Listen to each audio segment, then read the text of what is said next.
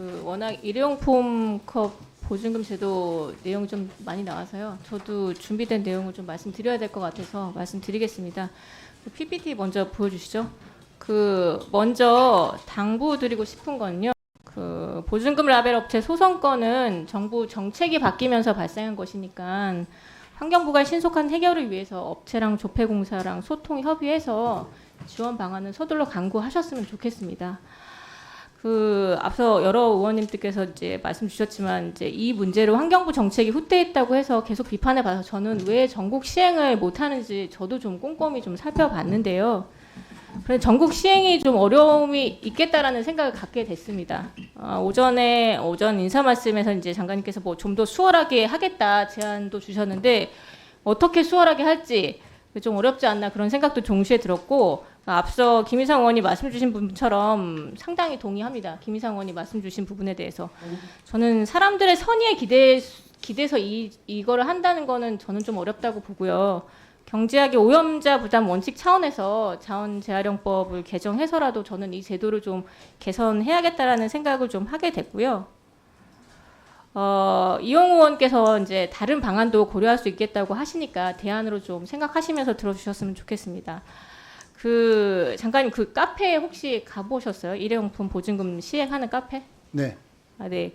그 여기 보시는 것처럼 이 오른편이 가맹점이 할 일입니다. 영수증에 자원순환 보증금을 표시하고 컵을 20개 초과했는지 내용물이 남아있는지 확인하고 반환받은 컵은 재질별로 구분하고 또 지정된 업체에다가 위탁 처리해야 되고요.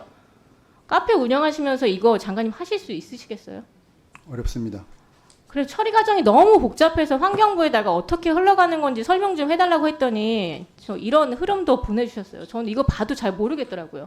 어떤 제도를 만들 때 너무 복잡하게 만들면 제도가 운영이 안 됩니다. 이거를 그러면 제도를 좀 간단하게 운영을 좀 하셔야 되는데 일회용컵 줄이려고 소상공인들하고 고객들 이렇게 고생시키면서 얻은 결과가 제도 본래 목적인 회수율이 또 높지도 않아요. 너무 낮아요. 그리고 앞서 많은 의원들이 언급하셨던 것처럼 이 제도 운영을 하는데 비용이 너무 많이 들어가요.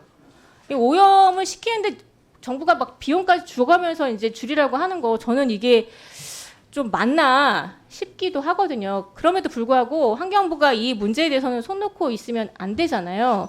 그래서 저도 해외 사례를 좀 봤고요. 해외에서 이 일회용컵 보증금제를 시행하는 나라가 없다는 건 이 제도가 그만큼 복잡하다는 뜻으로 저는 그렇게 해석을 합니다. 다만 유럽은 정말 강력하게 플라스틱 컵 사용 감축을 위한 정말 규제를 많이 세게 하고 있어요. 이거는 앞서 제가 말씀드렸다시피 사람들의 선의에 기대서 이거를 할 수 없기 때문에 소위 말해서 금융치료를 하는 겁니다. 돈을 내지 않으면 사람들이 줄일 생각을 아예 하질 않아요. 보시는 것처럼 일회용품 부담금 거의 300원에서 500원 정도 수준으로 많은 나라들에서 하고 있고 해외를 다녀온 해외나 여행을 다녀온 뭐 국민 소비자들은 아니 카페 갔더니 외국은 막 이런 거 하더라. 뭐 이렇게까지 얘기를 하고 있습니다. 그리고 또 설문조사 해봤더니 우리나라 국민들이 가장 심각하게 생각하는 문제가 플라스틱 문제였어요. 국민 96%, 전문가 98% 이상들이 다 플라스틱 문제 너무 심각하다. 그러면 정부가 해야 할 일의 첫 번째가 플라스틱 사용 규제를 강화해달라. 이게 국민들하고 전문가들 모두에서 나왔습니다. 그러면 규제를 강화하셔야 되는 거예요.